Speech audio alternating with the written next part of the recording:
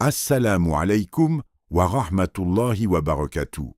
Merci à tous nos abonnés pour votre soutien et votre présence sur cette chaîne. Si vous êtes nouveau ici, nous vous invitons à vous abonner pour ne rien manquer de nos vidéos inspirantes sur le Coran, les sourates, les douas et la spiritualité islamique. Qu'Allah accepte vos efforts et nous permette ensemble de grandir dans la foi et la lumière. Barakallahu fiikum. La prière occupe une place singulière dans la vie du croyant, non pas comme une simple obligation mécanique, mais comme un moment de bascule intérieure, où l'âme quitte le tumulte du quotidien pour se reconnecter à sa source. Elle agit comme un rendez-vous répété, structurant le temps et rappelant au cœur, à intervalles réguliers, qu'il existe une réalité plus profonde que les préoccupations matérielles. Dans un monde où l'attention est constamment dispersée, la prière vient recentrer, réorienter et réharmoniser l'individu avec ses priorités spirituelles. Chaque unité de prière devient une opportunité de rupture avec l'insouciance. Se tenir debout, s'incliner, se prosterner. Ces gestes ne sont pas de simples mouvements physiques, mais des symboles vivants d'humilité et de soumission consciente. Ils rappellent au croyant sa position réelle face à son Créateur, renforçant ainsi la modestie et dissipant progressivement l'orgueil. À travers cette répétition quotidienne, le cœur est entraîné à revenir vers Allah, à se détacher des distractions et à retrouver une forme d'équilibre intérieur. Dans la sourate Al-Ankabut, Allah dit « La prière empêche les turpitudes et les actes blâmables » 29-45. Ce verset met en évidence une dimension essentielle de la prière, son impact concret sur le comportement. Lorsqu'elle est accomplie avec sincérité et présence, elle agit comme un filtre intérieur qui influence les choix, les paroles et les actions du croyant. Elle ne se limite pas à un moment isolé, mais rayonne dans toute la journée. La prière, lorsqu'elle est vécue pleinement, développe également une discipline personnelle. Se lever à des moments précis, interrompre ses occupations, se tourner vers Allah malgré la fatigue ou les contraintes du quotidien, tout cela forge une rigueur intérieure qui dépasse le cadre spirituel pour influencer la gestion de la vie en général. Cette régularité installe progressivement une stabilité dans le comportement et dans les émotions. Par ailleurs, la prière est aussi un espace de refuge. Dans les moments de stress, d'incertitude ou de fatigue émotionnelle, elle offre un cadre apaisant où le croyant peut déposer ses préoccupations. Elle devient un lieu d'élévation où les charges du cœur sont allégées par la conscience de la présence d'Allah.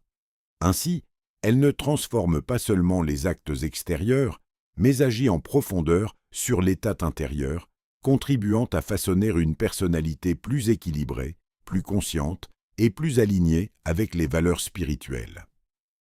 Le rappel d'Allah s'installe dans la vie du croyant comme une respiration intérieure, discrète mais vitale.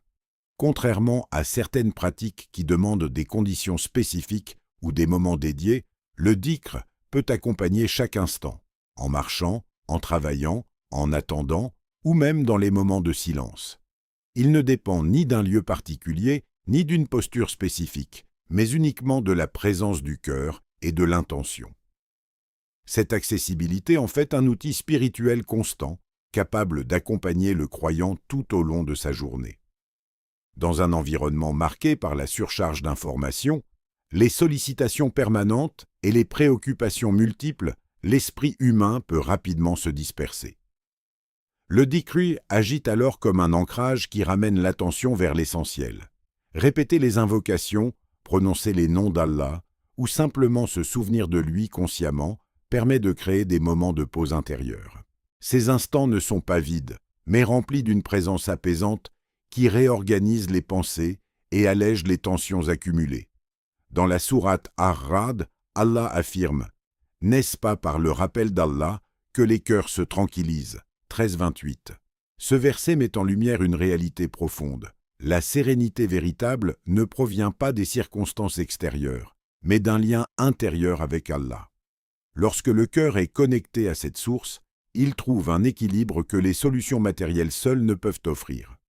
Le dhikr agit également comme un mécanisme de purification intérieure.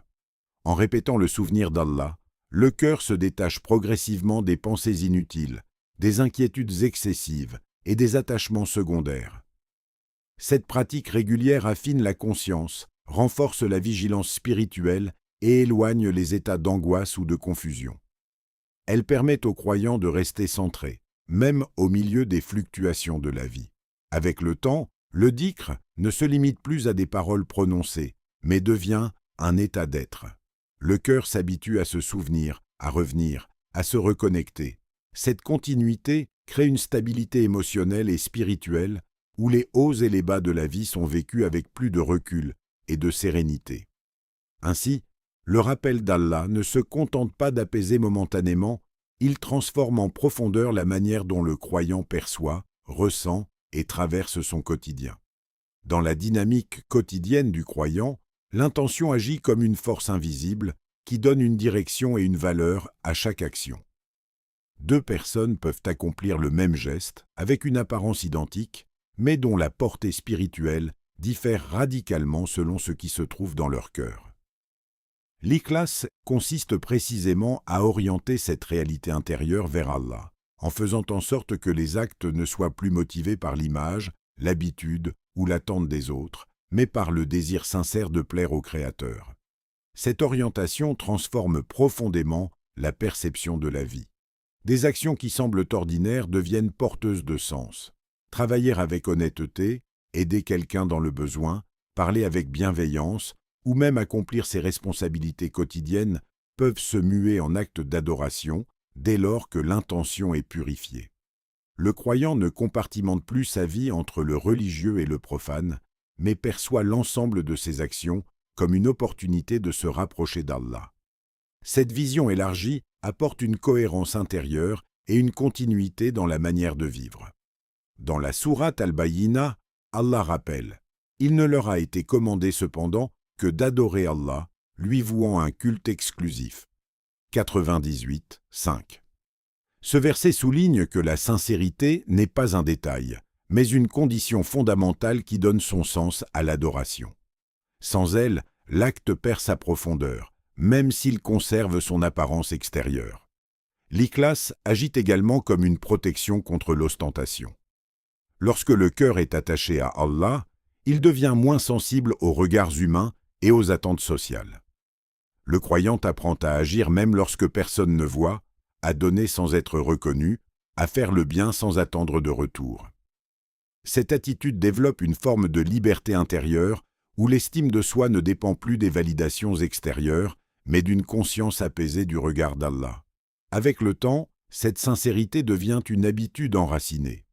Elle influence les choix, les intentions et même les réflexes. Le croyant développe une stabilité dans ses actions car sa motivation ne fluctue plus en fonction des circonstances. L'objectif reste constant, rechercher l'agrément d'Allah dans chaque aspect de la vie. Ainsi, l'ikhlas ne se limite pas à une intention ponctuelle, mais devient une manière de vivre, un état du cœur qui transforme les gestes les plus simples en moyen de se rapprocher du divin. Ô Allah, accorde-nous la régularité dans l'accomplissement de la prière et fais-en pour nous une source de guidance et de lumière dans nos vies. Fais du rappel de ton nom un refuge constant pour nos cœurs, une présence qui nous apaise et nous rapproche de toi à chaque instant. Ô Allah, purifie nos intentions dans chacun de nos actes, qu'ils soient visibles ou cachés, et éloigne-nous de toute forme d'ostentation. Accorde-nous la sincérité dans nos paroles, nos gestes et nos choix, afin que tout ce que nous entreprenons soit accompli uniquement pour ton agrément. Ô Allah, transforme nos habitudes quotidiennes en adorations acceptées et fais de chaque moment de notre existence une opportunité de nous rapprocher de toi. Raffermis nos cœurs dans la foi, accorde-nous la sérénité intérieure et guide-nous sur le chemin droit jusqu'à notre rencontre avec toi. Amin. Merci pour votre soutien. N'oubliez pas de liker, commenter, partager et vous abonner pour continuer ce voyage de foi ensemble. As-salamu alaykoum.